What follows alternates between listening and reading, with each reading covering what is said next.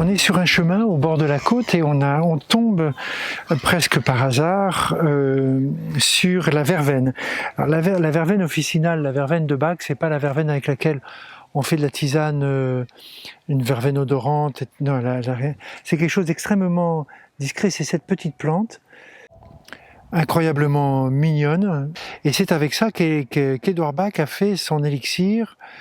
J'avoue que je reste toujours admiratif sur le fait qu'il ait senti le message, l'information de verveine à travers cette petite plante sur laquelle la plupart du temps, quand on a ça dans son jardin, on passe allègrement la tondeuse, mais qui ne se décourage jamais et qui repousse continuellement jusqu'à faire ce qu'elle a à faire, c'est-à-dire des fleurs et des graines. C'est une fleur de la famille du souci excessif du bien-être d'autrui. C'est une fleur qu'on pourrait appeler de tempérament. C'est un fond souvent présent dans le terrain comportemental de certaines personnes. Et c'est la fleur des gens qui sont hyper enthousiastes. Des gens qui ont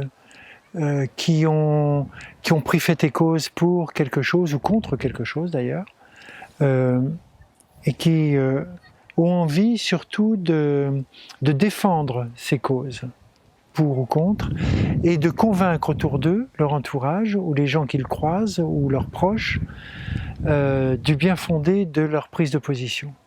En disant, mais tu verras, tu vas comprendre, ça va te faire du bien, il faut que tu te battes dans ce sens-là, ou il faut que tu agisses comme ça, tu vas voir.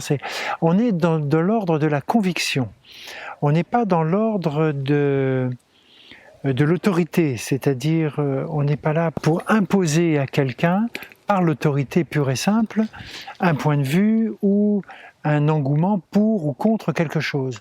Verveine, c'est quelqu'un qui a, une pédagogie un peu lourde, un peu insistante, en disant, bon voilà, moi par exemple, quand j'ai découvert les fleurs de Bach, ce qui est aussi le cas vécu par beaucoup de personnes, quand on découvre les fleurs de Bach et qu'on prend goût pour ce genre de choses, ce qui arrive somme toute assez fréquemment, notre première envie, c'est de vouloir convaincre le monde entier que le monde entier devrait s'intéresser aux fleurs de Bach.